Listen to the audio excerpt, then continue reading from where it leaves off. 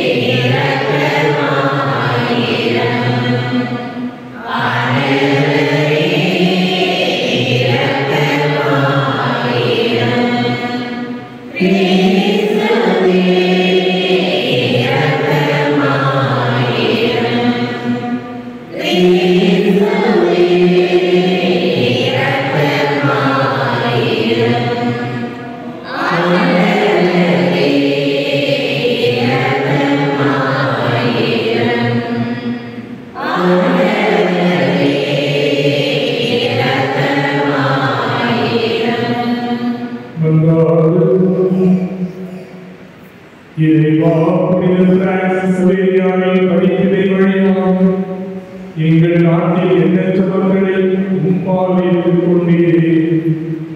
அவர்களால் அவர்களை உள்ளங்கள் நம்பிக்கைக்காக அதை ஆழ்ந்தால் பற்றியையும் புனிதத்துறை நம் மக்கள் பெரிய வளர்வதை கண்டு எங்கும் ஐயத்திற்கவும் செய்வீராக.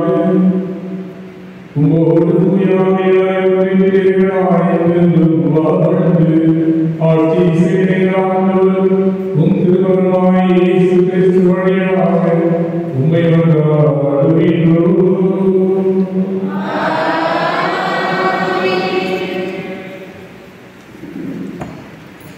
முதல் வாசகம் இறைவாக்கினர் எசையாவிலிருந்து வாசகம் அதிகாரம் 40 இறை வார்த்தைகள் 1 11. இறைவாக்கினர் எசையாவிலிருந்து வாசகம் அதிகாரம் 40 இறை வார்த்தைகள் 1 11. ஆறுதல் கூறுங்கள், என் மக்களுக்கு அடிப்படை கூறுங்கள் என்கிறார் உங்கள் கடவுள்.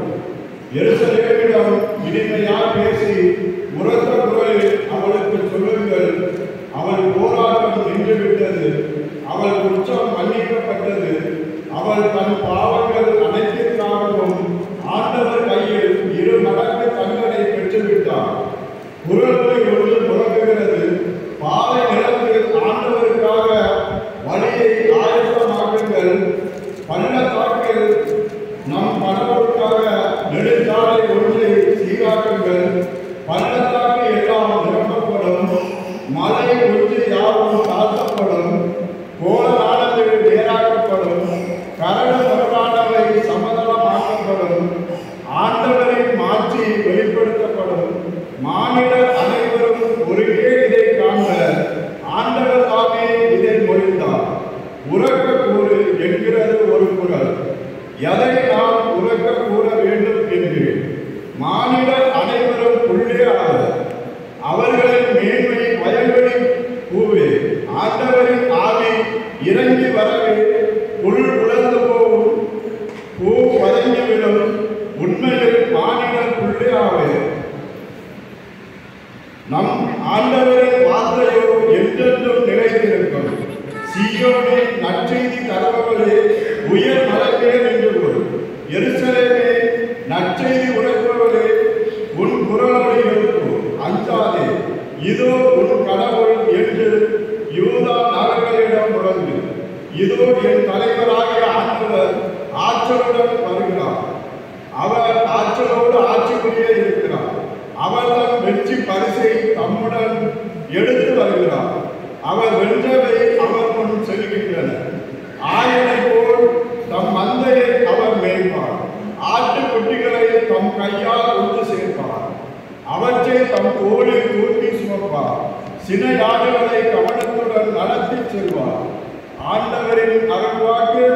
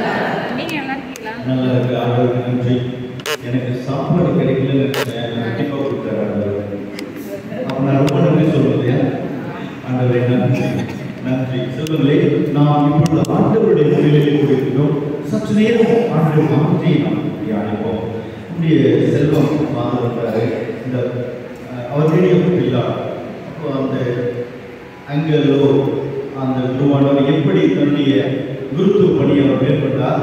அவர் பிரசங்கம் வைத்தார்.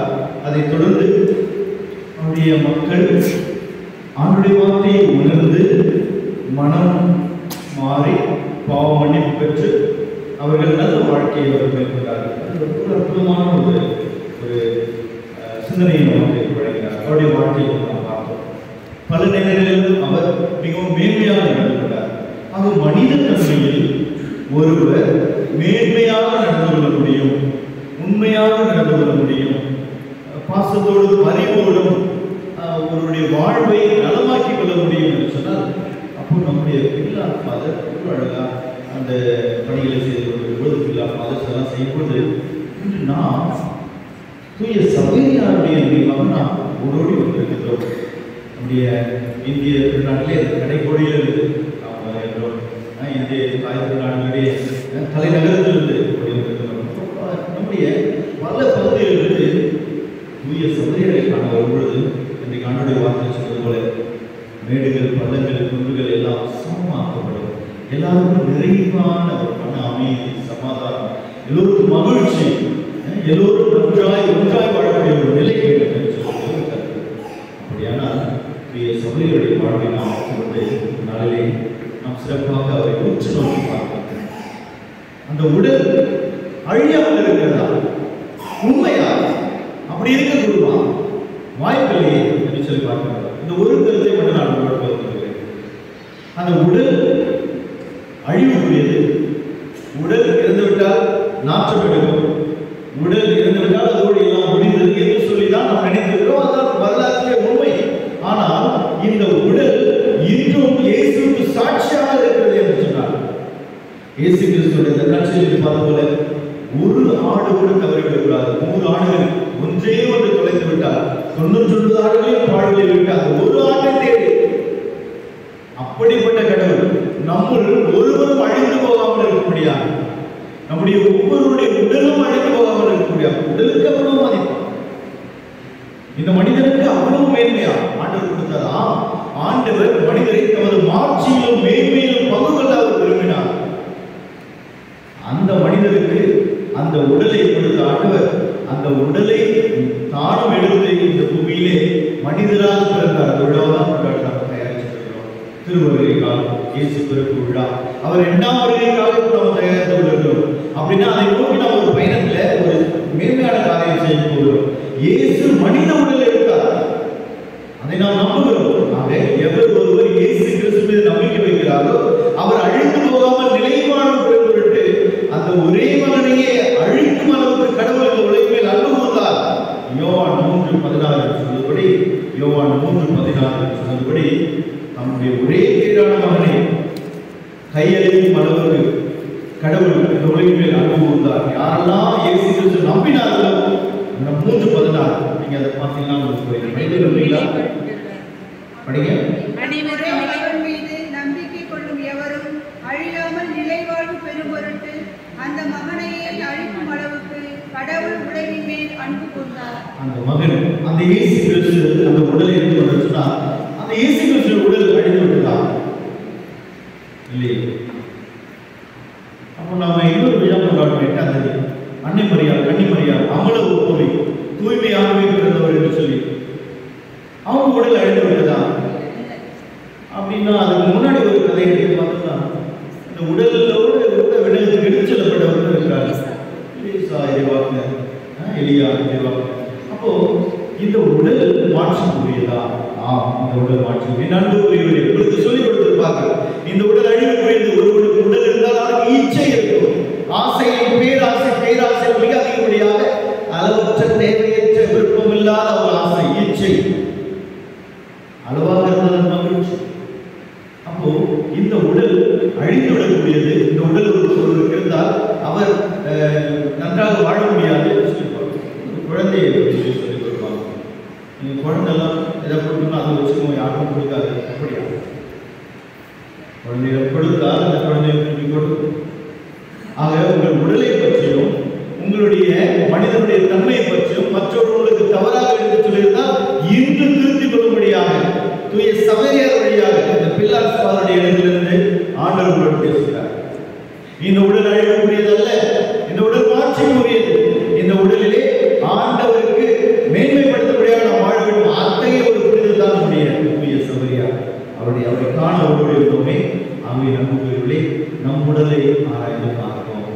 நம் உணர்வுகள், நம் எண்ணங்கள், நம்முடைய ஆசைகள், நம்முடைய தேவைகள் என்று ஒரு மிக முக்கியம் ஆங்கிள் ஆஃப் ஃபாதர் அவர் பேசினார்தான் மக்கள் உணர்ந்து பாவ மன்னிப்பு கேட்டு தன்னுடைய வாழ்வை தூய்மைப்படுத்திக் கொள்வார்களானால், தூய கன்னிமரியாளுடைய விழாவை கொண்டாடி அந்த தாயுடைய பிள்ளைகள் நாங்கள் எங்கள் தாய்க்காக நாங்கள் தேர்ந்தெடுப்போம், எங்கள் தாய்க்காக நாங்கள் உலகத்தை கொண்டாடுவோம் என்று சொல்லக்கூடிய தாயின் பிள்ளைகள் என்றால் அந்த உடலை தூய்மையாக வைத்துக் கொள்ள இயேசு கிறிஸ்து அழகாக சொல்லியிருப்பாரு.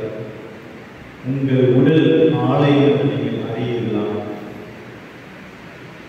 இந்த கோயிலை எடுத்து விடுங்கள், 3 நாள் கட்டிவிடுங்கள் என்று சொல்லி அந்த உடலை ஆலயமாக அவர் கற்பித்தார் என்பதை நாம் அறியவில்லையா? ஆகவே நம்முடைய இந்த உடல் மேன்மைக்குரியது, மாற்றக்கூடியது. பல புனிதர்கள் வாழ்ந்து காட்டியிருக்கிறார்கள். பல புனிதர்கள் நம்மை மேன்மையாக வாழ முடியும் என்று சொல்லி நமக்கு சொல்லி தந்திருக்கிறார்கள். இன்று ஒரு முடிவு செய்வோம். யாராவது ஒரு புனிதத்தை நோக்கி பயணம் செய்கிறார்களா? அவரை விட்டு வைப்போம், அவருக்கு உடல் பயணிப்போம். அவரை விமர்சனம் செய்ய வேண்டிய அவசியம் இல்லை.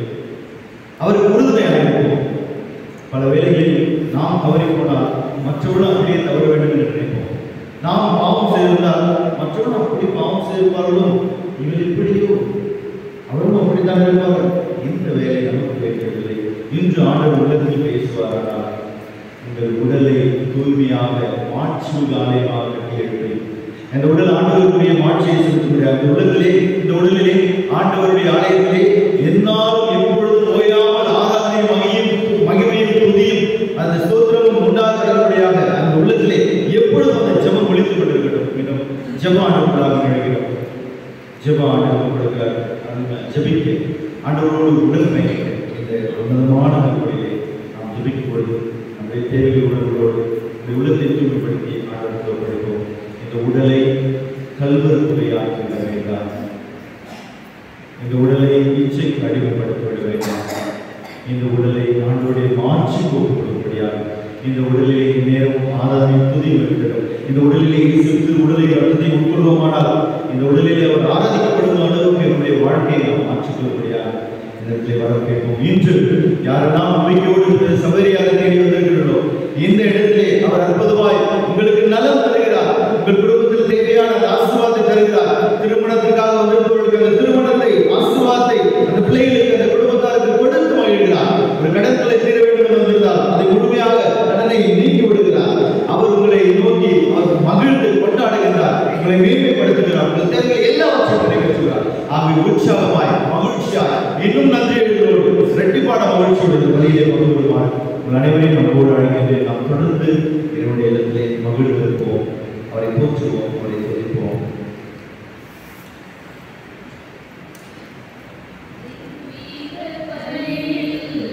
Bye.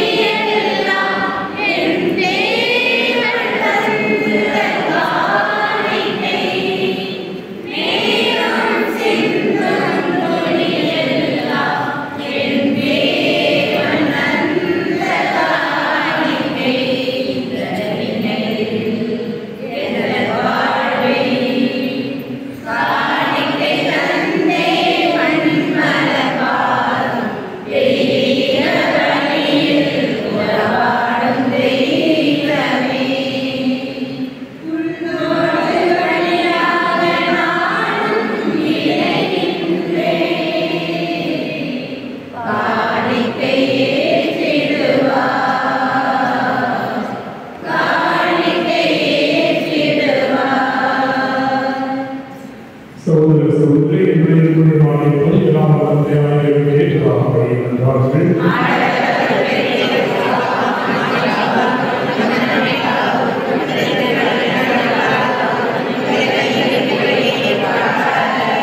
ஆண்டவரே, புனித பிரான்சிஸ் சவேரியாரின் விழாவில் நாங்கள் கொள்ளும் காணிக்கைகளை ஏற்றுள்ளோம். அவர் மனிதரை மீட்கும் ஆர்வத்தினால் தொலைதூர நாடுகளுக்கு பயணம் மேற்கொண்டார். அவ்வாறே நாங்கள் நற்செய்திக்கு பயனுள்ள முறையில் சார்ந்தவர்கள் என் சகோதர சகோதரிகளோடு உம்மை நோக்கி ஆர்வம் நிறைந்தவர்களுமாக எங்கள் ஆண்டவராகிய கிறிஸ்து வழியாக உம்மை மன்றாடுகின்றோம்.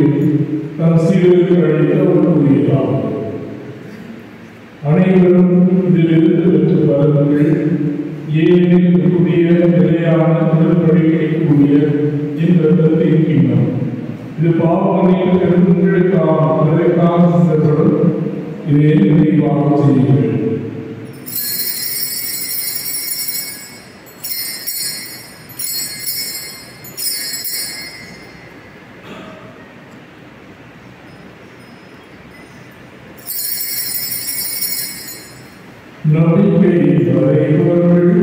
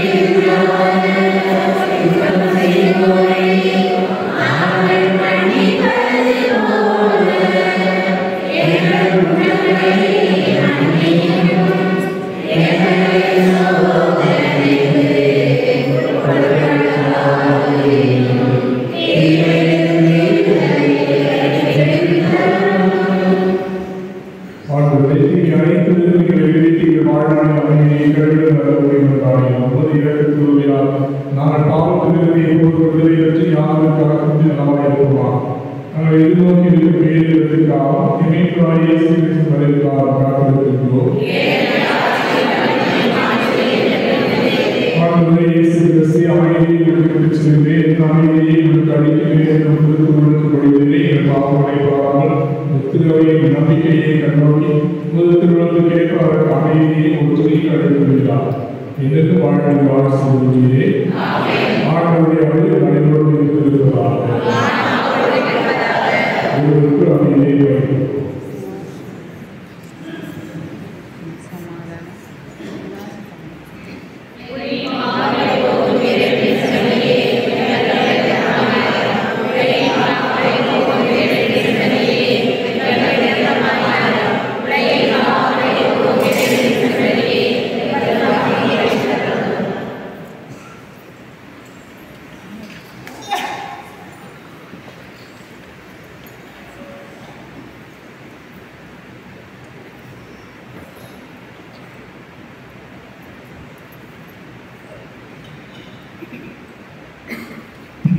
இதோ இறைவனின் சிலுவை உலகின் பாவங்களை போக்குகின்ற சிலுவையிலிருந்து அழைக்கப்பெற்றோம் பெற்றோம்.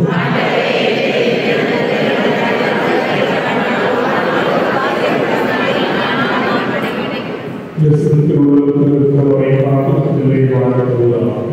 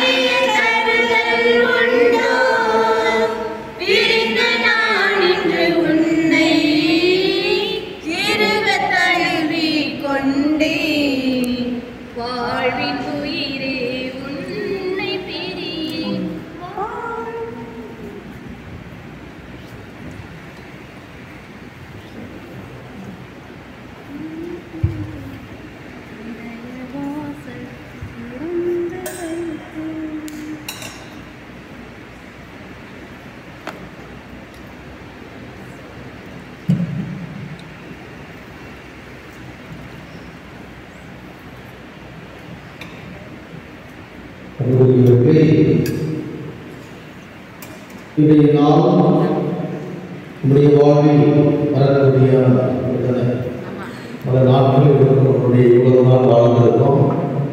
வாழ்ந்திருக்கிறதுல எல்லா நாட்களையும் ஞாபகம் வைக்கணும்னா எல்லா நாட்களையும் ஞாபகம் வைக்கணும். இதெல்லாம் நம்முடைய வாழ்வை பாதித்திருக்கிறதோ, இதெல்லாம் நம்முடைய வாழ்வை தூக்கி எழுந்திருக்கிறதோ, இதெல்லாம் நம்முடைய வாழ்வுக்கு அர்த்தம் கொடுத்திருக்கிறதோ அந்த நாளை தான் நம்ம செய்வோம். எப்பொழுதுமே நினைவு. அந்த அடிப்படையில் டிசம்பர் மாதம் 10ஆம் தேதி இன்று இந்த சபையாருடைய அபிராமங்களை நாம் அனைவருமே இங்கு வந்து பரிசித்து இந்த சபையாரிடம் பல்வேறு விதமான பரிந்துரை எடுத்து வைத்திருக்கின்றோம். இது உண்மையான சிறப்பான இந்த திருப்பயணத்திற்கு வந்து அனைத்து அருள் தந்தையர்களுக்கும் குறிப்பாக இந்த ஒட்டுமொத்த திருப்பயணத்தை ஏற்பாடு செய்த ஸ்கை இந்தியா அந்த ஒருங்கிணைப்பாளர்களுக்கும் மனமார்ந்த பாராட்டுகள். குறிப்பாக இன்னைக்கு நான் தன்மைக்கு நன்றி சொல்வதற்கு முன்வந்திருந்த திருப்பதி ஆட்சிய அருள் தந்தையில் இவர் சின்னவர், அவருக்கு அடுத்தாங்க சின்னவர், அதாவது இவ்வளோ வயசு. அதனால பெரியவங்களுக்கு சின்னவங்க நன்றி சொல்வது சால. அது மட்டும் இல்லாமல் சவேரியார்கள் உங்கள் தான் இங்கே இருக்கிறது, அழியாமல் இங்கே இருக்கிறது. ஆனால் அவருடைய பணிவாழ்வு நற்செய்தி பணியாற்றிய எச்சங்கள் வரலாற்று சுவடுகள் அவர் பாதம் பதிந்த இடங்கள் எல்லாம் புன்னக்காயம் கேள்விப்பட்டு நினைக்கிறேன். மனப்பாடு புன்னக்காயம், குறிப்பாக புன்னக்காயம் என்பது அடிக்கடி அவருடைய கடிதங்களில் அவர் பயன்படுத்துகின்ற அல்லது உச்சரிக்கின்ற ஒரு வார்த்தையாக இருக்கும். அந்த அடிப்படையில் புன்னக்காயனுடைய பங்கு தந்தையாக இருப்பதனால் அந்த நன்றியை நாம் சொல்வோம் என்ற அடிப்படையில் இங்கே உங்கள் முன்பாக இங்கே உலகெல்லாம் இந்த வாழ்நாளில் ஒரு மறக்க முடியாத அனுபவத்தை பெற்றிருந்தவர்களுடைய பங்கு தந்தையர்களுக்கு நன்றி சொல்ல பிரயாசப்படுகிறது. அன்புக்குரியவர்களே, அந்த அடிப்படையில் இன்றைய நாளில் இந்த திருப்பலியை நமக்காக நிறைவேற்றி ஜெபித்திருக்கின்ற தந்தை அருள்பணியாளர் ஜேம்ஸ் அந்தோனி, புனித சந்தியாகப்ப ஆலயம், சவேரியா பட்டணம், சவேரியா சமுத்திரம், அதுக்கப்புறம்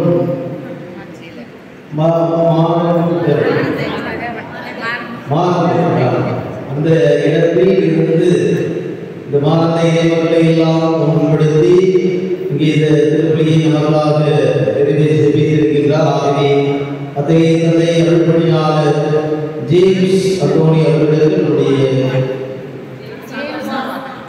அன்புமான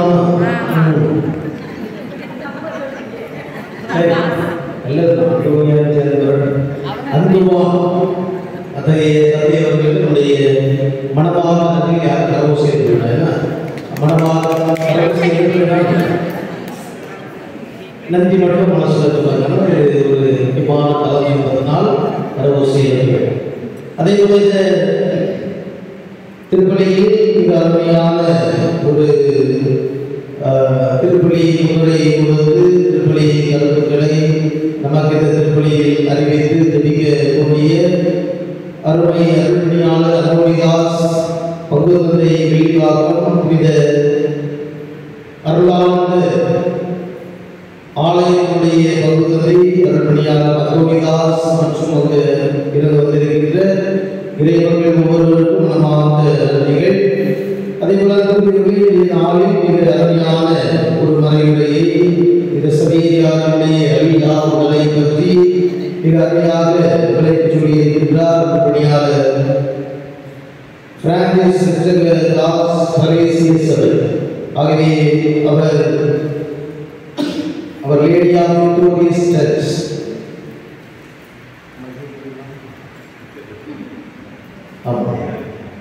ஜெய ராகினி அல்லது ராணி அப்படின்னு சொல்லி சொன்னால் அங்கே அந்த அன்னையினுடைய ஆலயத்திலிருந்து வந்திருக்கின்றார். சோழாப்பேட்டை பங்கு தந்தையாக இருக்கின்றார். ஆகவே அத்தகைய தந்தையவர்களுக்கும் எங்களுடைய அருள்பணியாளர் ரோஸ் ஜெயபால் பங்கில் பணியாற்றியிருக்கின்றார். தந்தையவர்கள் சின்னமாக இருக்கும்போது நான் சின்ன பையன் நாங்கள் பிரதராக எடுத்ததில் இருந்தோம். இன்று நம்மளோடு சேர்ந்து நமக்காக ஜெபித்திருக்கின்றார். அதே தந்தை ரோஸ் அவர்களுக்கும் மனமார்ந்த நன்றி. அதே போல நாளில் இந்த அருமையான இடத்தை பற்றி சொசைட்டி ஆஃப் பில்லா கோவா அதை பற்றி மிக அடுத்த கட்டமாக அருளாளராக உயர இருக்கின்ற அந்த அருளாளர்களை உயர்த்தப்படுகின்ற புனிதரை பற்றி புனித மனிதரை பற்றியும் மிக சிறப்பாக அருள் பணியாளர் அருள் செல்வம் நமக்கு திருப்பலி முன்பாக எடுத்து சொல்லியிருப்பார். அத்தகைய தந்தை அவர்களுக்கும் மனமார்ந்த நன்றிகள்.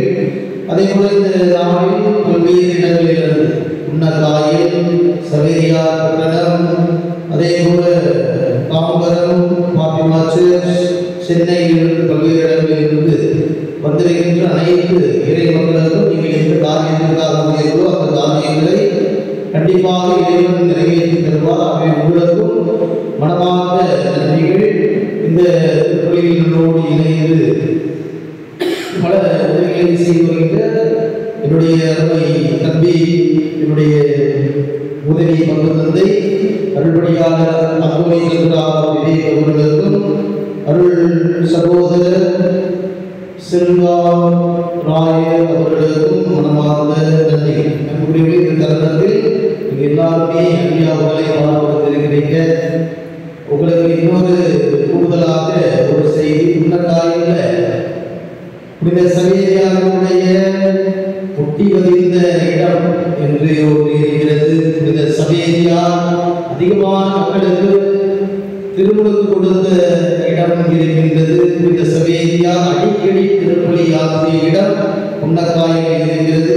புனித சவேரியார் அன்னை மரியாதை நோக்கி ஜெபித்த இடமும் முன்னக்காயில் இருக்கிறது. அதை தவிர்த்து 7 கடல்களை தாண்டி 7 ஆறுகளை தாண்டி ஒரு புண்ணிய ஸ்தலம் அருள் தலமும் முன்னக்காயில் இருக்கிறது. வாய்ப்பு இருந்தால் எப்படி சவேரியாருடைய அழியாத உடலை இறந்த பிறகு அவருடைய உடல் அழியாமல் இருக்கிறதோ அதே போல அவர் போதித்த நற்செய்தியை இன்னும் அழியாமல் அவர் பாதப்பட்ட இடங்களில் முன்னக்காயில் என்ற இடத்தில் இருக்கிறது. அதை நீங்கள் என்ன செய்யலாம், அவருடைய வாழ்நாளில் ஏதாவது ஒரு நாளை பயன்படுத்தி அந்த இடத்திற்கு வரலாம். வருகின்ற ஆண்டிலிருந்து ஏற்கனவே இருந்தது, ஆனால் அது விடுபட்டு போச்சு.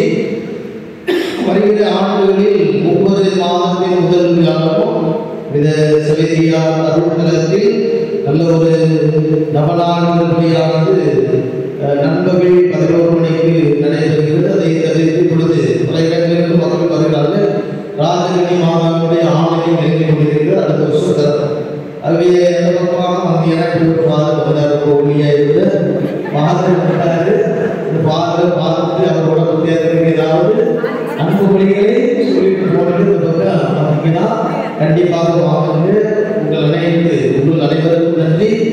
தொடர்ந்து நம்மையும் நம்முடைய உணர்வுகளையும் இறைவன் நிறைவாக ஆசீர்வதிப்பார். நன்றி.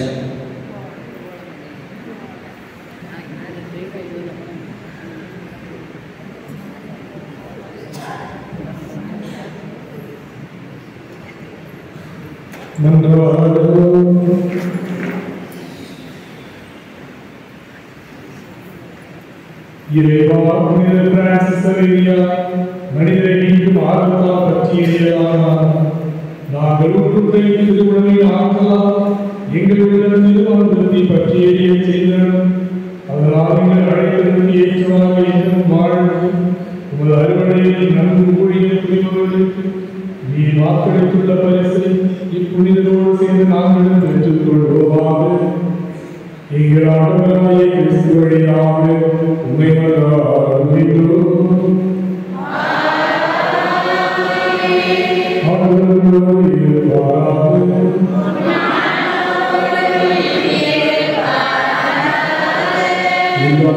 இறைவன் தந்தை மகன் தூய ஆவியார் நம்மை நிறைவாக ஆசீர்வதிப்பாராக.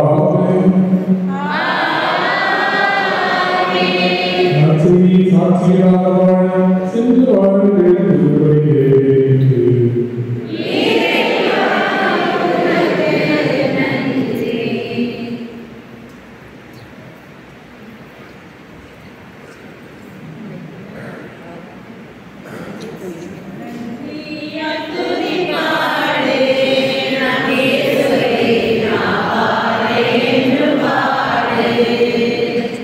நன்றி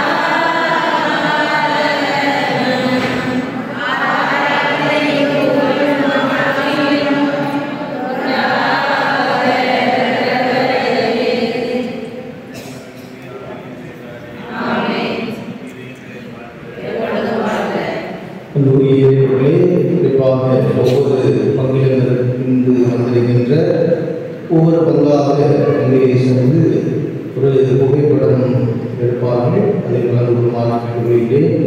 முதலில் சவேரியார் கட்டடம், சவேரியார் சமூகத்தை சார்ந்த இளைஞர்கள் தயவு செய்து அங்கே செல்லும்.